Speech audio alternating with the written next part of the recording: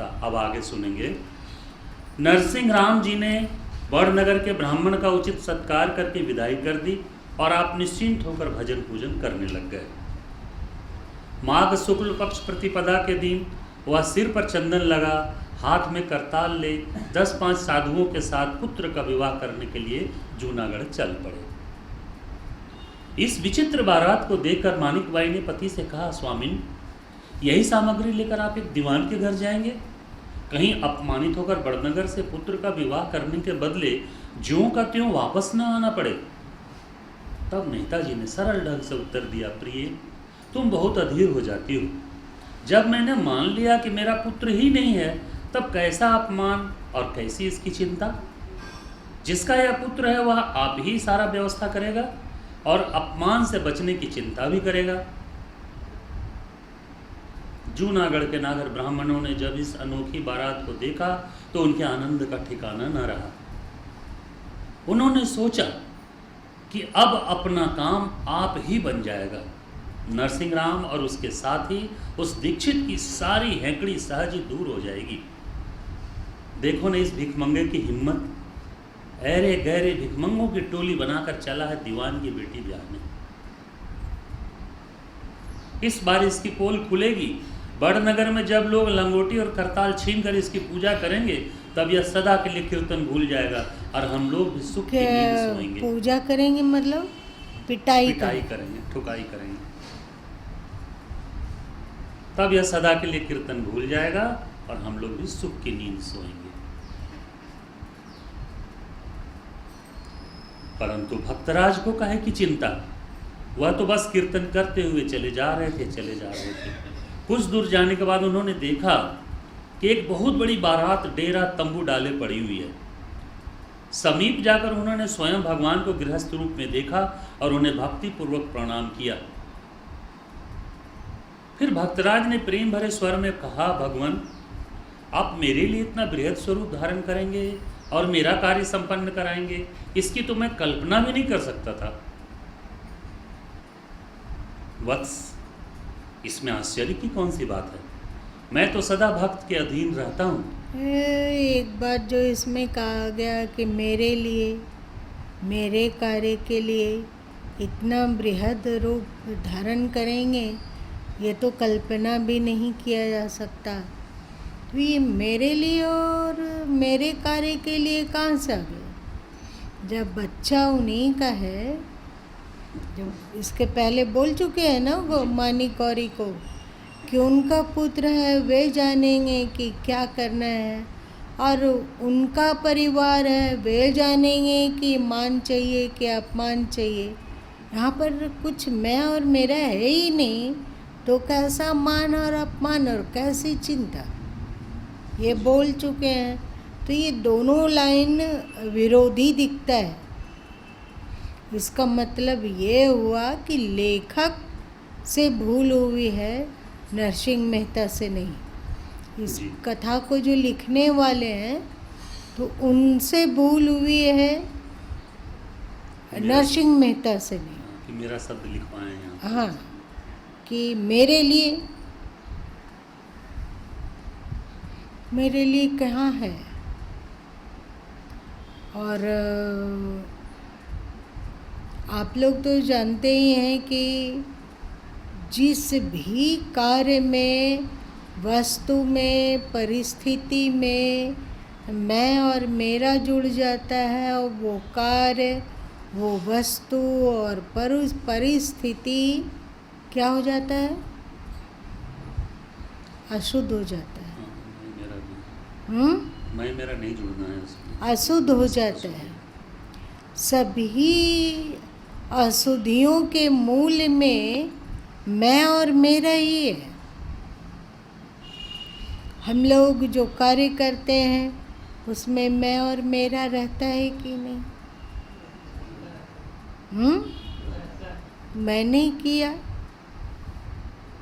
या मेरा विचार है, ऐसा होता है, तो यह अशुद्ध हो गया।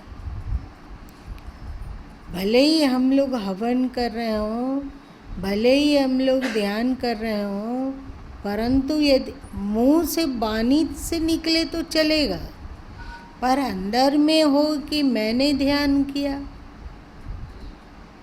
मेरा तो हमें तो पता भी नहीं चलता है कि 1 घंटा बैठ गए, कि आधा घंटा बैठ गए, कि 2 घंटा बैठ गए। तो ये मैं मेरा है।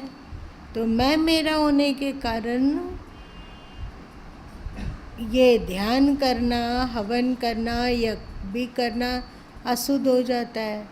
क्योंकि सदगुरु कबीर साहब बोले ना, मैं मेरा बड़ी बलाय है, मैं तो बड़ी बलाय है। बलाय मतलब क्या होता है?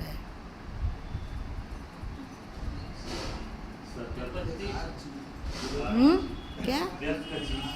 बेकार का चीज़, बेकार का चीज़ है। तो जहाँ भी मैं मेरा जुड़ता है, मैं हूँ, जुड़ते के साथ ही हम अपवित्र हो गए। जैसे ही बोलते हैं कि ये मेरा, वैसे ही हम हो जाता वो मेरा अशुद्ध। और जैसे ही बोलते हैं हमने किया, वैसे ही हो जाता है वो कार्य अशुद्ध। इस दृष्टि से देखो तो हम लोग अशुद्धि का पिंड है। मतलब अशुद्धि मतलब विकारों का एक जीता जागता नमूना है, ऐसा कह सकते हो। तो ये जब ठीक से हो जाए कि मैं मेरा है, कुछ नहीं, तब फिर ये बलाय, ये बेकार की चीज़, ये बंधनकारक चीज़ अथवा ज्ञान, ये मिट पाता है। ठीक है, आगे बढ़िए। भक्त जिस भाव से मुझे भजता है, उसी के अनुरूप मुझे स्वरूप धारण करना पड़ता है। क्या मैंने गोपियों की भावना के अनुसार स्वरूप धारण कर उनकी इच्छा पूर्ति नहीं की थी? बालक भक्त प्रहलाद को जिस समय विषपान कराया गया, उसमें क्या विश्व स्वरूप बनकर मैंने उसकी रक्षा नहीं की थी? पुत्र क्या बोले, फिर से पढ़िए। भक्त जिस भाव से मुझे भजता है, उसी के अनुरूप मुझे स्वरूप धारण करना पड़ता है। क्या मैंने गोपियों की भावना के अनुसार स्वरूप धारण कर उनकी इच्छा पूर्ति नहीं की थी? बालक भक्त प्रहलाद को जिस समय विषपान कराया गया। यहाँ पर एक बात है, वे कहते हैं कि भक्त जैसी भावना लेकर आता है, उसकी भावना के अनुरूप हम लोग हमें रूप बनाना होता है। ये गोपिका लोग का उदाहरण आया, और जैसे गोपिकाओं ने चाहा वैसा उन्होंने रूप बनाया। तो गुरु और ईश्वर को बराबर माना जाता है, और गुरु को ईश्वर से भी श्रेष्ठ दर्जा दिया जाता है। यदि गुरु लोग इस लाइन को साकार करने लग जाए तो क्या होगा?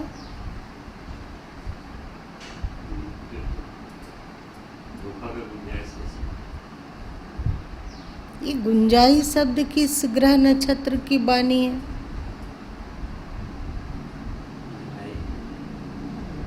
ठीक से बताइए, समझा के कोई बता सकता है? गोपियों की भावना के अनुसार यदि गुरु भी रूप बदल माने उसी रूप में आए तो ये अनुचित हो जाए। दोनों का पतन है, दोनों का पतन, गुरु का भी और शिष्य का। जो आए दिनों गुरु माँ के प्रवचन से भी इस बहुत स्पष्ट हुआ 3-4 दिन पहले। ये गुरु लोगों का ना सड़ी हुई बुद्धि का मतलब प्रतीक है। और बहुत सारे शिष्य ऐसे भी होते हैं कि इस तरह की भावना में बिल्कुल बातें कहाँ चले जाते हैं पता नहीं, और किसी की वे कुछ नहीं सुनते हैं, क्योंकि वस्तुतः वे गुरु की भक्ति नहीं करते हैं, प्रत्युत अपने मन की भक्ति करते हैं, है ना? ऐसा माना जाए माँ कि ये भी जो है लेखक के अपना विचार है कि ये सब कृष्ण के लिए कृष्ण बोल रहे हैं तो चलो उनकी बात मानते हैं। ऐसा सबको ही मानता है कि कृष्ण गोपिका लीला, गोप बालक, खेल उनका सब कुछ मानता है। ये तो हम लोगों का दुर्भाग्य है कि जो शंकर कालकूट को भी पचा देने में समर्थ है, उसको हम लोगों ने गांजा और भांग पीने का बहाना बना दिया है। हम लोग कहते हैं ना, होली वगैरह में जब घोटते दिखाया जाता है पुरोहित लोगों को, तो क्या होता है, ये कहना कि शिव जी मतलब गांजा भांग पीने वाले, जबकि उनका गांजा भांग से क्या लेना देना है। और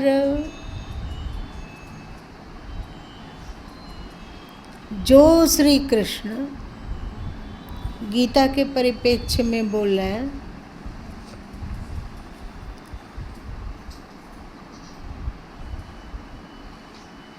अस्तित्व के प्रतीक के रूप में है, उनको हम लोगों ने छेड़छाड़ करने वाला और माखन चुरैया नाम दिया ना। और कितने गर्व के साथ कहते हैं कि वो कृष्ण तो माखन चोर है। अगर वो कृष्ण नित्य प्रतिदिन आए और आप जो कुछ अच्छा बना के रखे हो उसका चुरा के रोज रोज ले जाता हो, तो क्या करोगे आप लोग? क्या करेंगे? अच्छा लगेगा? 2 दिन अच्छा लगेगा, 4 दिन अच्छा लगेगा, 8 दिन अच्छा लगेगा, उसके बाद क्या बोलेंगे हम लोग कि बाबा अब हमारा पिंड छोड़ दो, हमें नहीं चाहिए शांति, हमें नहीं चाहिए मोक्ष, धरती पर कम से कम चैन से तो जीने दो, यही ना कहेंगे? नहीं, यदि वे चित्त को चुरा लेते हो तो चलेगा, कोई बात नहीं। चित्त चोर बन जाए वे तो हमारे में जो सांसारिकता है, हमारे में जो पगलपना है, मैं मेरा करने की, वो पगलपना छूट जाएगा। मन मना भावा जो श्री कृष्ण कहें, तो यदि वे हम क्या उनको अपना मन सौंपेंगे, वही हमारे मन को चुरा ले, तब तो एकदम गदगद हो जाएंगे हम लोग, नहीं? लेकिन वे मन नहीं चुराते हैं, वे कहते हैं तुम अपना मन को दान करो, क्योंकि पहले से ही मन उन्हीं का है, पर उसमें आपने जो मैं और मेरा की मूर्खता जोड़ के रखी है, इस मूर्खता को हटाओ। तो हम लोगों ने उनको छेड़छाड़ करने वाले वस्त्र चुरैया, तो माखन चुरैया इत्यादि कह दिया। और बहुत सारे लोग ऐसे हैं विकार जिसको कहते हैं, वे अपने विकार को किसी महान आत्मा पर थोपना चाहते हैं, जिसको कि आप लोग सद्गुरु कहते हैं ना। तो उस महान आत्मा पर, वे एक ज्ञानी महान आत्मा पर अपना विचार, अपना मन को थोपना चाहते हैं।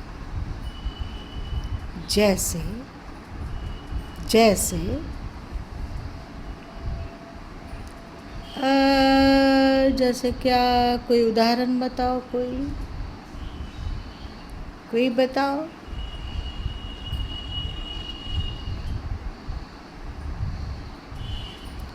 जैसे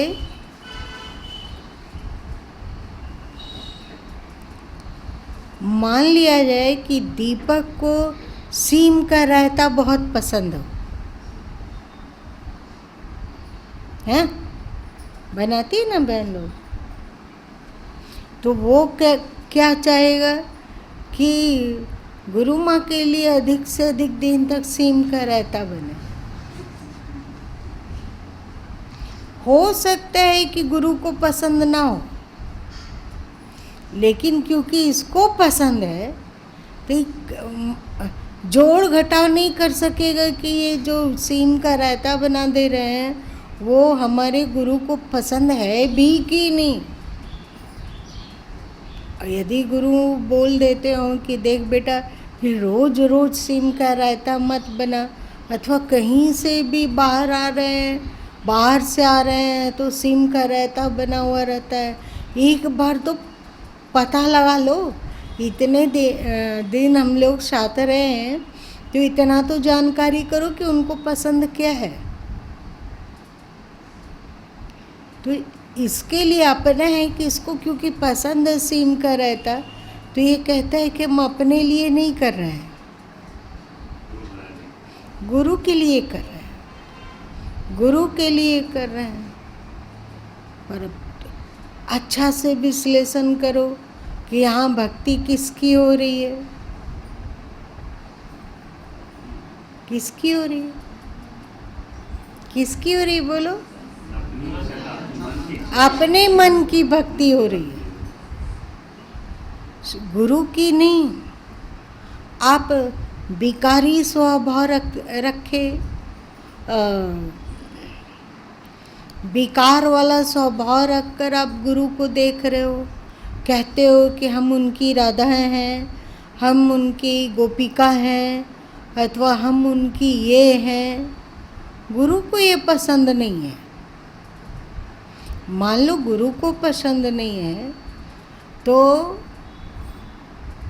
फिर भी आप ये इस पगलपने में जा रहे हो, तो ये बताओ कि ये मन की भक्ति हुई या गुरु की भक्ति हुई। एक बात और है, आप ईश्वर की भक्ति करते हो तो वहाँ दूध के साथ यदि मक्खी रहे तो तुम निगल सकते हो,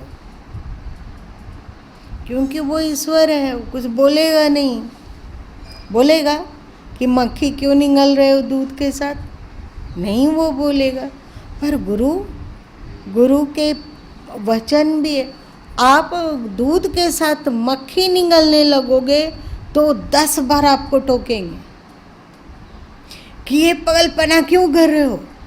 एक बार कहते हैं तो समझ में नहीं आती कि दूध के साथ मक्खी नहीं निगला जाता है। और आप कहो कि नहीं ये तो मेरा भक्ति का अंग है, तो क्या करेंगे गुरु। दूध के साथ मक्खी निगलना भक्ति का अंग है तो गुरु क्या करेंगे।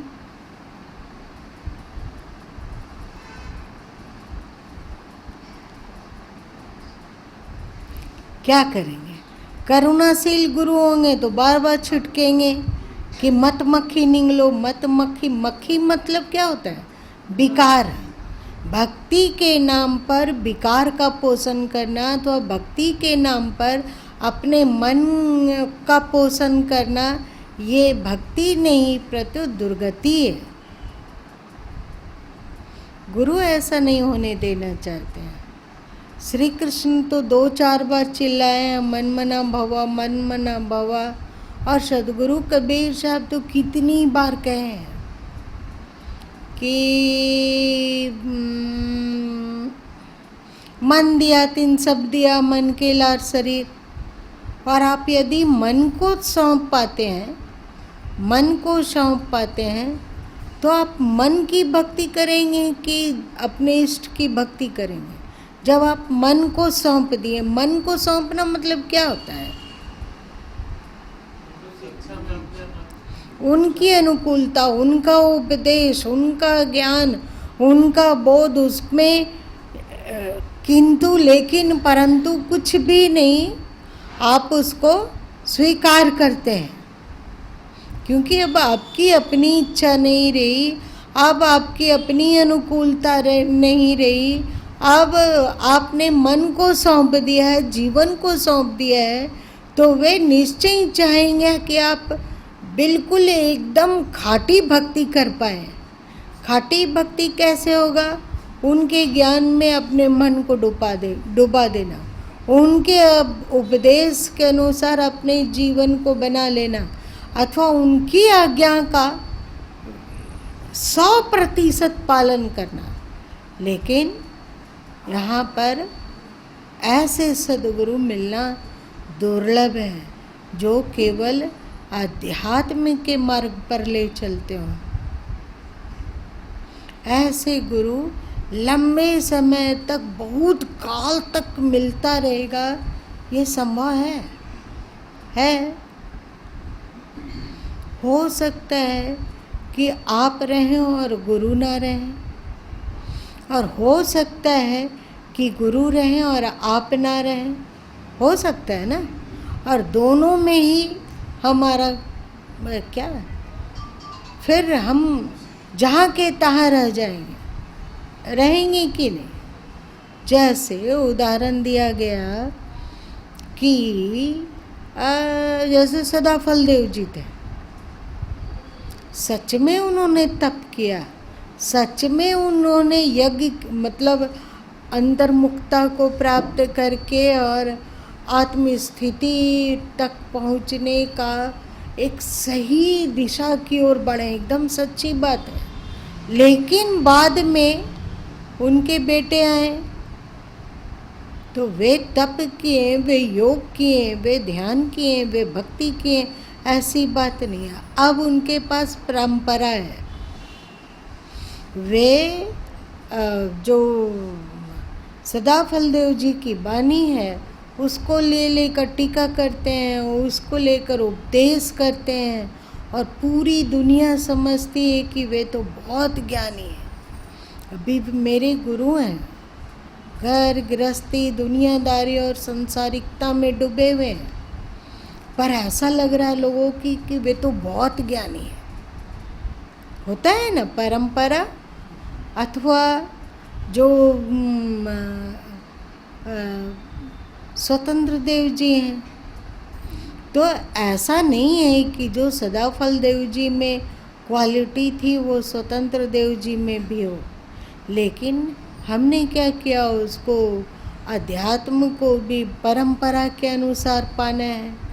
तो जब सदाफल देव जी हों, उस समय आपने ज्ञान को नहीं पाया और आप ताकते रह गए, अपने मन को समर्पित न करके मनमाना आचरण करते रहें, उनके उपदेशों, उनकी आज्ञाओं, उनकी अनुकूलताओं पर आपका दृष्टिकोण न टिका, तो आज स्वतंत्र देव जी हैं, कल उनके पुत्र प्रज्ञान देव जी आएंगे। तो ये केवल परंपरा के वाहक हैं। जैसे ये गीता है ना, तो बहुत सारे लोग होंगे जो कि गीता पर उपदेश करते हैं, पर उनमें कृष्ण की जो क्वालिटी थी, क्षमता की, शांति की, प्रसन्नता की, वो रहे ही, ये जरूरी है क्या? नहीं ना है, नहीं है जरूरी। इस गीता पर उपदेश करने वाले बहुत हो सकते हैं, पर कृष्ण दुर्लभ है।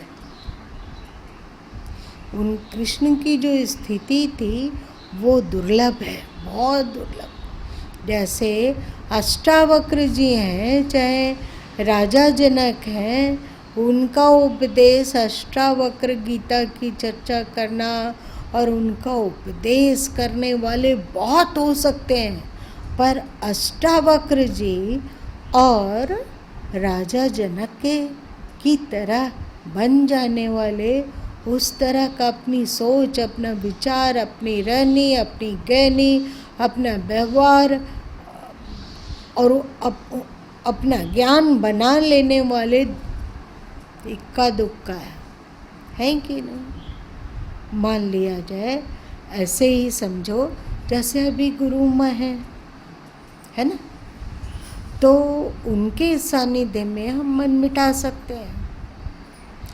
और यदि बोले कि अभी नहीं, अभी तो हम बच्चे हैं, उम्र ही क्या हुई है, 30 साल तो मात्र हुई है, अभी खाने खेलने का उम्र है, अभी अपने इच्छा अनुसार जीवन जीते हैं। तो आपका उम्र भले 30 साल हो, लेकिन उनका उम्र तो 60 साल है।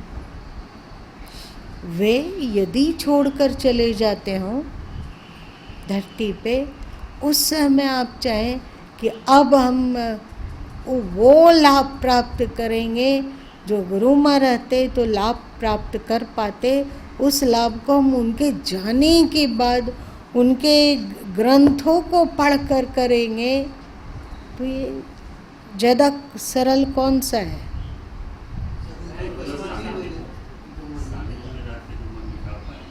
मन को मिटा पाना। असली बात क्या है? सबसे बड़ा बंधन और सबसे बड़ा भवसागर यदि दुनिया में कुछ है, और जो सच्चा भवसागर, झूठ का हम लोग दुनिया को भवसागर कहते हैं, पर दुनिया भवसागर है ही नहीं। असली भवसागर हम लोगों का मन है। इस बात को बारीकी से समझ के देखो, है अपना मन है भवसागर।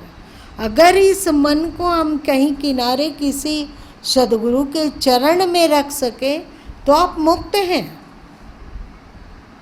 आप साधन करते हैं कि नहीं, आप ध्यान करते हैं कि नहीं, आप योग करते हैं कि नहीं, अथवा आप क्या करते हैं या नहीं करते हैं, उसे कोई मतलब नहीं।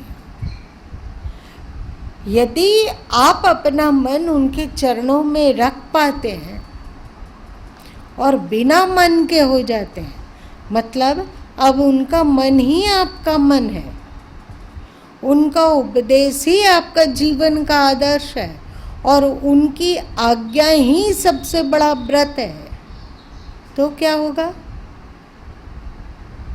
क्या होगा? फिर हम मुक्त हैं, फिर हम मुक्त हैं।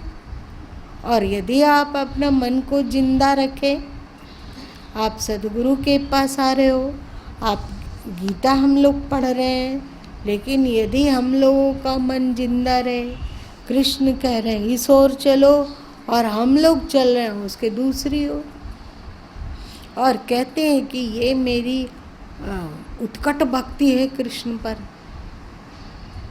क्या उत्कट भक्ति है? कि हम अपनी इच्छा यदि कृष्ण पर थोप पाते हैं तो इसका कारण है हम कृष्ण को अपना मानते हैं, तभी तो उन पर अपनी इच्छा थोपते हैं। यदि अपना नहीं मानते तो उन पर अपनी इच्छा कैसे थोपते? इसको क्या कहा जाता है? उलट खोपड़ी कहा जाता है? नहीं कहा जाता होना यही है। तो ऐसे लोग जो दूध के साथ मक्खी निगलना चाहते हैं, उनको चाहिए कि वे ईश्वर की भक्ति करें। वहाँ ईश्वर रोकने टोकने आएगा नहीं, ना नाराज होगा, ना बोलेगा कुछ नहीं। उनकी आंखों से अनुकूलता झलकेगी ना प्रतिकूलता, क्योंकि वो सशरीर है ही नहीं। तो जिनको जिनको भी दूध के साथ मक्खी निगलना हो, वे भूल कर भी गुरु भक्ति ना करें।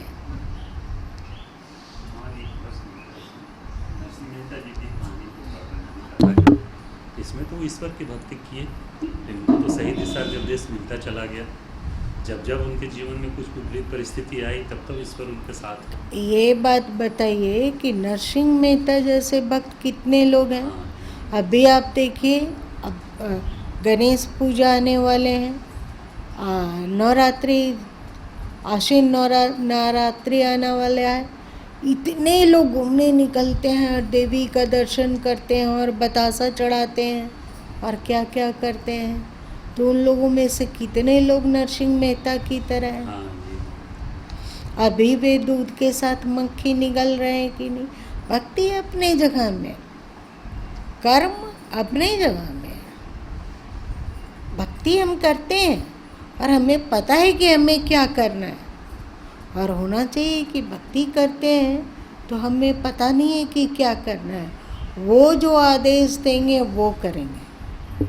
अपने आप को किस पैमाने में रखे हो कि हम भक्त बन गए हैं या बन चुके हैं, या ऐसा कुछ उनको सिग्नल कहीं मिले? सिग्नल गीता है ना। और यदि जीवित गुरु हैं, जीवित सदगुरु हैं, जिसमें सच में वो क्वालिटी अगर 25 पैसा भी परिलक्षित होती है तो वो है ना। पर आप जीवित सदगुरु से भी लाभ लेना चाहोगे तो आपको मन को तो सौंपना ही पड़ेगा।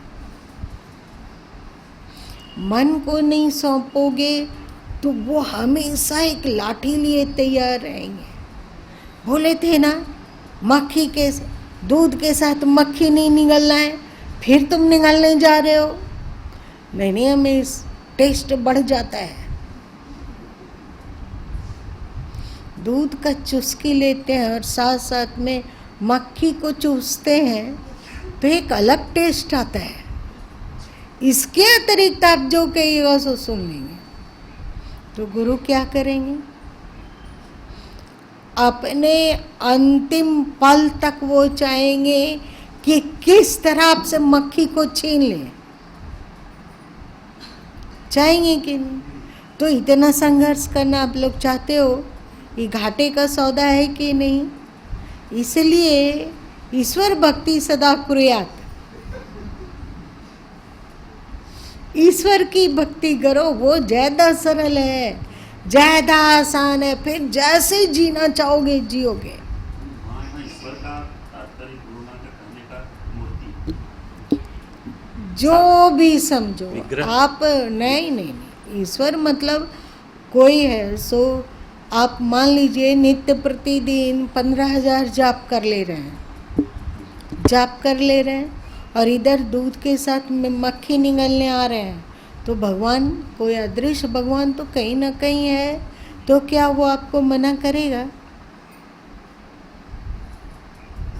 मेरी आत्मा वाला में जो परमात्मा था वो नहीं सहयोग करेगा। हाँ, तो देख लो, अगर ऐसा लगता है कि सहयोग करेगा तो अच्छा है कि आप उन्हीं की भक्ति करो, गुरु की छोड़ दो। बहुत बहुत बहुत परेशानी है गुरु की भक्ति करना, क्योंकि जहाँ पर चूके कि वे टोकना टाकना शुरू किए।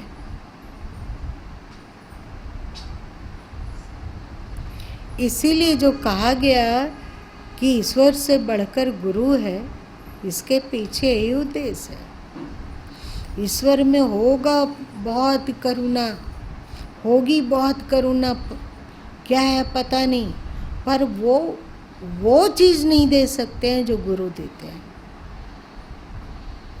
वो ज्ञान नहीं दे सकते हैं। अगर ज्ञान देते, आपको आश्रम से जुड़े कितना दिन हो गया? 33 साल। यदि आप 33 साल ईश्वर की भक्ति करते लगातार, तो जो आज आपको समझ मिली हुई है अथवा मिल रही है, वो मिल जाती? नहीं मिल पाती। नहीं ना? ना। तो वही तो कह रहे हैं। इसीलिए कहा गया कि ईश्वर से बढ़कर है गुरु की भक्ति।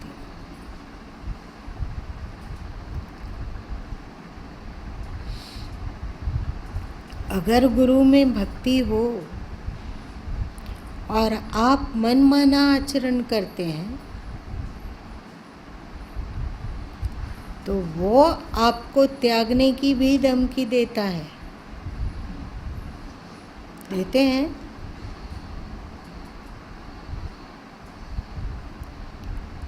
डरते डरते ही सही, लेकिन बोलो। जब मनमाना नहीं करना है तो जाओ यहाँ से, अपने मन के अनुरूप जिए, लेकिन मेरे आँख के न सामने से एकदम बिल्कुल हट जाओ। ऐसा होता है। और ऐसा जब वे बोलते हैं तो क्या लगता है? अगर सच में थोड़ा सा भी प्रेम हो तो जान निकलने लगती है। निकलती है? नहीं निकली। तो वो कहेंगे कि तो जो कहते हैं वैसे चलो। तो वो क्या कहते हैं? वे वही कहेंगे जो कि सच्चा धर्म है। धर्म के विरुद्ध तो वो कुछ बोल ही नहीं सकते हैं, कभी भी नहीं बोल सकते हैं। ईश्वर के रित के विपरीत वे एक भी न उपदेश कर सकते हैं न आज्ञा दे सकते हैं। ठीक है। और आप यदि अपने मन की भक्ति को उनके सिर पर थोपना चाहो तो वो इसको अस्वीकार करते हैं। आप ईश्वर की भक्ति करो विकार युक्त होकर तो चलेगा, जैसे गोपिका लोग श्री कृष्ण के प्रति करी ना। राधा थी, विवाहित थी, उसका अपना पति था और आजीवन वहीं पे रही। ऐसा नहीं कि छुट्टा छेड़ा हो गया और तब वो कृष्ण की ओर आई। तो अगर उस उदाहरण को हम रखें तो हर स्त्री राधा बन सकती है ना। राधा पति के रहते अगर कृष्ण के प्रेम में डूब सकती है तो एक स्त्री अपने पति के साथ रहते हुए आप किसी पुरुष गुरु के आगे क्यों नहीं ढुलक सकती है, क्यों नहीं जुड़ सकती है, क्यों नहीं राधा कृष्ण जैसा भाव रख सकती है। समझ रहे हैं? ये सही होगा? गलत होगा ना? एकदम गलत होगा। तो ईश्वर भक्ति में मक्खी निगलने में चलता है। ईश्वर विकार युक्त आपकी भक्ति को भी स्वीकार करते हैं, पर गुरु आपको विकार में नहीं रहने देना चाहता। गुरु आपके भीतर निर्विकारिता को प्रकाशित करना चाहता है, क्योंकि जब तक विकार है तब तक आप प्रकृति में लोटपोट रहे। गुरु भक्ति को वो तब स्वीकार करता है जब आप उनके आज्ञा अनुसार प्रकृति से ऊपर उठने का पुरुषार्थ करो और क्या विकारों से उठने का पुरुषार्थ करो। वे जो मार्ग बता रहे हैं, जैसा कह रहे हैं, जैसा उपदेश कर रहे हैं, उसको समझो, जानो और तदनुसार जीवन में उसको अपनाओ। और फिर निर्विकारिता की ओर वे ले चलना चाहते हैं तो उनकी उंगली पकड़ो और चलो आगे। पर विकार युक्त भक्ति को सच्चा गुरु कभी भी स्वीकार नहीं कर सकता है। यदि विकार युक्त भक्ति को कोई गुरु स्वीकार करता है तो जानो कि वो सच में गुरु है ही नहीं। ये विवेक दिमाग में धस रहा है कि नहीं? दिमाग में आ रही? धस रहा है। यदि कोई संत, कोई सदगुरु, कोई ईश्वर तक पहुंचा हुआ व्यक्तित्व विकार युक्त भक्ति की मांग करता हो और आपके विकार युक्त भक्ति को स्वीकार करता हो तो जानो कि वो दो कौड़ी का इंसान है। ये गुरु है ही नहीं, उसे दूर हट जाओ। लेकिन इस बात को भी जानने वाले और समझने वाले कितने शिष्य होंगे? आप लोग गुरु माँ के पास आए, कोई बात नहीं, इसलिए इस बात को जान पाए। इस बात को जानने वाले भी कितने गुरु शिष्य होंगे?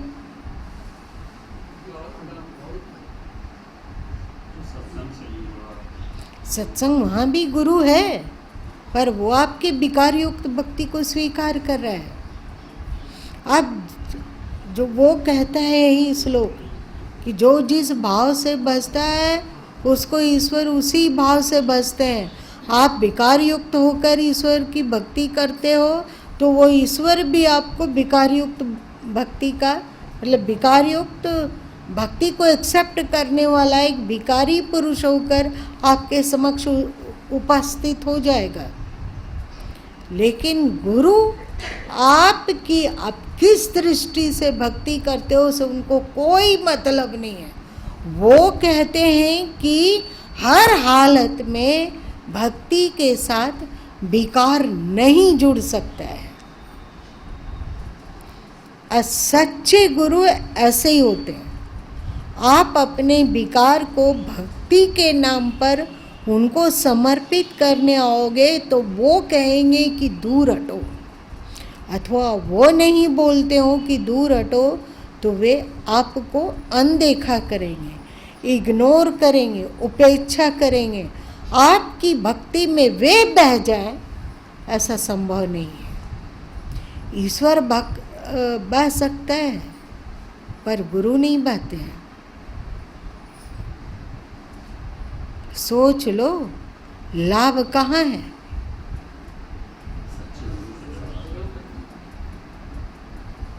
इसीलिए कहा जाता है कि हरि से मत हेत कर, कर हरिजन से हेत। इसीलिए कहा गया गुरु हैं बड़े गोविंद से मन में देखो विचार।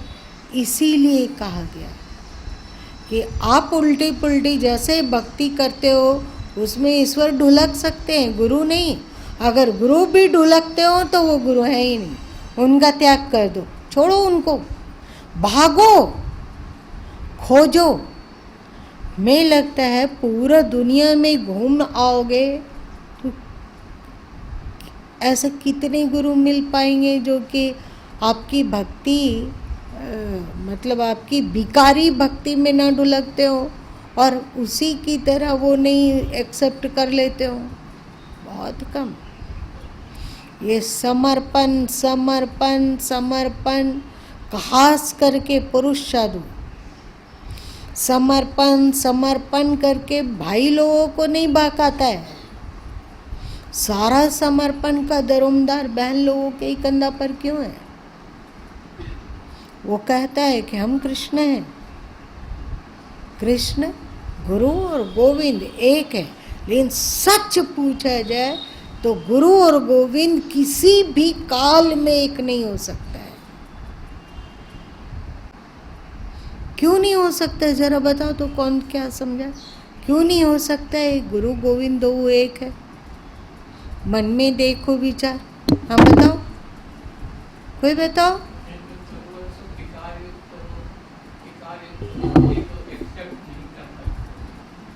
आपकी विकार युक्त भक्ति है तो आपकी भावना के अनुसार भगवान ढुलक सकता है, पर गुरु नहीं ढुलकेंगे। इसलिए मत बोलो कि गुरु और गोविंद एक है, बोलो कि गुरु गोविंद से बहुत अधिक बड़े हैं, बहुत अधिक, जहाँ और छोर नहीं है उतने बड़े हैं। इसलिए ईश्वर की नहीं, गुरु की, ज्ञानी गुरु की भक्ति होनी चाहिए, जिसमें समझ है, जिसमें बोध है, जिसमें ज्ञान है, विवेक है, उनकी भक्ति करो। बहुत जप लिए, गोविंद गोविंद गोविंद गोविंद बहुत जपे, एक बार गुरु गुरु जप के देखो, लेकिन जपने से काम नहीं चलेगा। वे जो आपको इशारा दे रहे हैं, जो ज्ञान दे रहे हैं, उसको अनुसरण करना होगा। केवल जपने से नहीं होगा, अपना मन को उनके चरण में चढ़ा देना होगा, अपने मन को उनके मन में फना कर देना होगा। फना मतलब डुबा देना होगा, लीन कर देना होगा। उनकी अनुकूलता में अपनी अनुकूलता को लय कर देना होगा। उनका आदेश ही मेरा जीवन है, उनका उपदेश ही मेरे जीवन का लक्ष्य है, और उनकी भक्ति हमारा जीवन का सार है, और हमें कुछ नहीं चाहिए। ईश्वर है, अपनी जगह में रहे। और जब ऐसा हम लोग बन जाएंगे ना, ऐसे बन पाए, तो वो गोविंद जिसको आप कहते रहते हो, हे प्रभु सुनो, हे प्रभु सुनो, वो ऐसो हम लोग के पीछे पीछे चलेगा और कहत कबीर कबीर। वो कहेगा कि हे गुरु भक्त, एक बात तो मेरी सुन लो, एक बात तो सुनो, हम तुमको चाहते हैं। तुम्हारे चरण की धूल को गोविंद अपने सिर पर लगाना चाहेगा, क्योंकि अब आप परफेक्ट भक्त बन पाए। बिना गुरु के केवल ईश्वर भक्ति के द्वारा ये सब तो इस जन्म में क्या हजारों लाखों जन्म तक नहीं मिल पाएगा। ठीक है, इसलिए शंकर जी बोले ध्यान मूलम गुरु मूर्ति, पूजा मूलम गुरु पदम, मंत्र मूलम गुरु वाक्यम, मोक्ष मूलम गुरु कृपा, अथवा भक्ति गुरु की कीजिए, गुरु पूजा गुरु की कीजिए, सब पूजा जय माई। अभी हम लोग भगवान के पीछे दौड़ते हैं और भगवान गुरु भक्त के पीछे दौड़ते हैं, क्योंकि अब उसकी क्वालिटी एकदम लाजवाब हो गई है। अब ईश्वर गुरु भक्तों की भक्ति करता है। ठीक है, ये जो कहा गया ये यथा माम, जो मुझे जिस रूप से बसता है मैं भी उस रूप में बसता हूँ, ये ईश्वर में चलेगा, गुरु में नहीं चलेगा। इस रूप वाला चाहिए तो ईश्वर की भक्ति करना, गुरु के पास मत आना। चल आज इतने ही रहने दे।